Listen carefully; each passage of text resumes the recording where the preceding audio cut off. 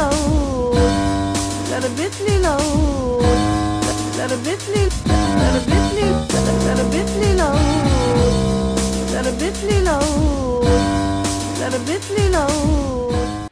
Hey y'all, it's your girl Miss Riz, Spotlight in the City, and thank you for tuning in to Reality Check with Miss Riz. We are here at Johnny M's Pizza Bistro here in Atlanta, Georgia, and look who I bumped into, y'all.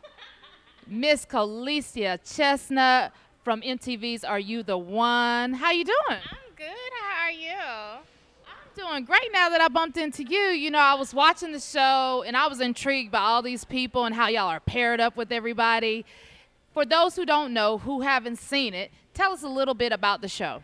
Well, Are You the One is like a social experiment, and there were 10 guys and 10 girls placed into one house, which was already a mess within itself. There's 20 people living in one house.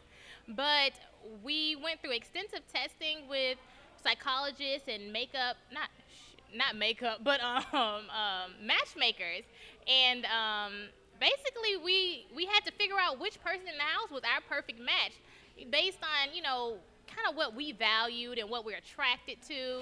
All of that was discussed in our interviews, and that's what it was. And the big thing is, if everybody found their match, we split $1 million. Okay, talk about the money, girl. That's what's important, the money. But yeah, it was a great experience, yeah. So tell us about the money, the $1 million. Tell us about that. If you're paired with your perfect match, tell us about that. Tell us about the money. Well, we did win $1 million. We split $1 million. I didn't win $1 million. We split $1 million, so I won $50K. I'm $50K richer. Holla at me. I'm just playing, don't. Whatever. But I'm so excited. It was such a journey, trying to figure out, like, which out of 10 guys, which one is for me, based on what I need, what I want, what I like, what I'm attracted to. And we all managed to do it. It was hard because we kept hitting so many roadblocks with people saying, with people being attracted to people, but they weren't a match. And we made it, though. It was hard work, but as a team, we pulled together, put the bull crap aside, and was like, let's get to this money. And I think that a lot of long-lasting relationships were formed. Wow. So tell us about your match on the show, Dylan. My match was Dylan. Dylan is a cutie from North Dakota. He's so funny. He's really, really funny. He's a funny guy, and that was my biggest thing. I was telling everybody, like, if you can't make me laugh and you can't keep me rolling, then we can't be a match. And Dylan does exactly that. He's super funny. He's, a great guy. He's really a great guy. So what's the status of the relationship? I mean, this was your perfect match. People go a long time in life searching for that one. Was Dylan the one? Dylan was my perfect match on MTV. Yes, he was. Dylan, and I guess, you'll get to, as the episodes and the reunion airs, you'll get to see more about, how our relationship unfolded. But I can say today that Dylan is a great guy, and I'm glad he was my perfect match. Wow. Well, you know what? I bet she's glad that she got to split that money with him. I mean, so tell me about, were there alliances formed, or y'all just said, you know what, let's go ahead and just get this money, let's play the game so everybody can win and be a winner? It was tough. The main thing was because, we had, a few people that would be totally attracted to each other, but they knew they weren't a match. So we would be like, let each other go. You need to cut this so we can figure out who is really for you. So it was drama with that, because some people, I guess in the moment, they're like, it's not about money, it's about my feelings. But then other people are just like, screw that, I want my money. And I don't know, it was an episode with Shanley and Simone, and Shanley ended up falling for a guy, Chris T, that was not her match. That was, shown the first episode that it wasn't her match, but they were so, attached that they couldn't let go. And Simone, which is actually from Atlanta, she was like, y'all got to cut it out because I want my money. That's exactly what she said. I want my money. I love Simone, but that was crazy. And it was just stuff like that. And people that were attracted to each other that everybody else in the house could obviously see, like, no, this will never work. Y'all need to break it off. And they wouldn't let each other go. So it was like little nitpicky stuff that used to piss people off. Like, it's just irritating. And then once you did find somebody you like and somebody then slept with somebody in the house, you're like, well, hell, I don't want you. You done already slept with somebody else. And it was so many dynamics that made it hard for people to find their perfect match. It's not, it may sound easy, like just go in the house and find the one that's for you, but how can you find somebody that's for you when you see them interacting with somebody else and you kind of see what they have and you're like, well, hell, if that's what y'all got, then I don't know if I need to be in it.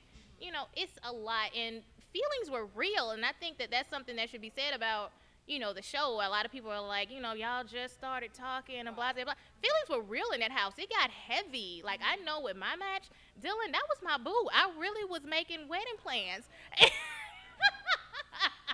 I know, I get extra, but I really was making wedding plans with him. And, I mean, what? Blase, but. I mean, well, tell me about your actor, and I'm not gonna say character because, like you said, it was real personal emotions involved. What is it about your personality that you feel stood out that was, you know, able you know to connected you to Dylan and to win the money? Like, what was it about you and your personality?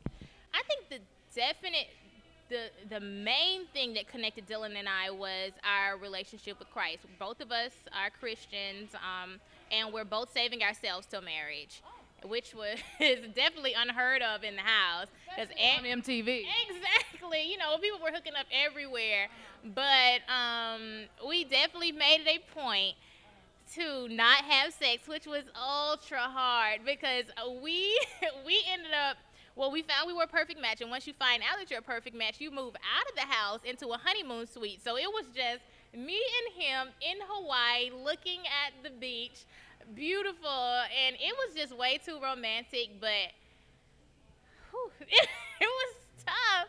But we did stick to it. We said we were not going to have sex, and we didn't, and that's what's important. We really wanted to stick to what we believed in. And it paid off, y'all. You see what I'm saying? If you hold out, y'all, it might pay off in the end. So tell us about what you're working on, what's coming up for you. How can we keep up with you? Because you're so intriguing to me. I do want to see, yeah, okay, well, let me see. Because you're a young girl. You're a young girl. You're in your 20s. So I want to see what's going on with you and what's coming up next for you. Okay.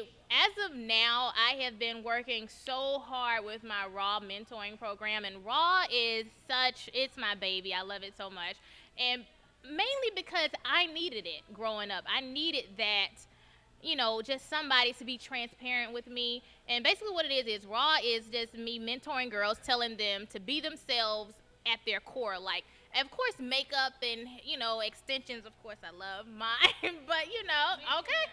Love them, but that's not what's important. That's extra. I need these girls, and it's so important, and it's like my passion to get people to fall in love with themselves the way that God created them, because that's what matters. And it's not relevant anymore, like what you look like, you know, regular, not necessarily regular, but without enhancement. And I really want to get that natural, I love myself without the extra, you know, because I don't mind walking out with no makeup. I'm cool with it. But, you know, and especially being young, and I just, you know, just that sense of self-love and self-respect. And another thing with my mentoring, I try not to, and that's why I don't like for it to be called public speaking, because I don't like to speak that much. What I try to do what I really try to do is just like, I'll talk for maybe 5 or 10 minutes, but I just want to sit down and I'm going to kick my shoes off and I'm going to say, what's up? Like, what's really going on? Because I hadn't been save sex till marriage all my life. I was a wild child. So I kind of know, I've heard it all. I've done it, not at all. I've not done it all. Okay. I have not done it all, but I've done enough where I can communicate with you what I've learned. Right. And I don't want you to go through a lot. It could save you so much if you could just listen to me and tell you. And because people, since I've been on the show, I guess it's giving me some celebrity status. I don't really think of myself as a celebrity, but, you know, they're just like, you know, I can't believe that you cried or that you didn't think that you were pretty. Because, you know, but it happens. You know, low self-esteem happens. It's real. And I just want to be as transparent with everybody as much as I can. So that's really what I'm pushing for. I love it. Wow, y'all, I'm excited. This young lady, she's doing a lot of great things. MTV's Are You the One? Coleyisa Chestnut. Tell us how we can find you, babe. Oh, Coleyisa. If you're looking for me, you can find me because it is Coleyisa at Coleyisa on Twitter, Coleysia, and Instagram, Coleysa, Coleyisa. Facebook, Coleyisa Chestnut. Everything is all me. So just holler at me. Hey, that's what's up, y'all. One of the winners from Are You the One MTV. I'm your girl, Miss Riss, reality check with Miss Riss on Spotlight in the City. Johnny M's Pizza Bistro. I'm hungry now. You hungry? Everything. Hey, that's these lemon pepper wings. They're killing. That's what's up, y'all. We'll see you later. I'm your girl, Spotlight in the City.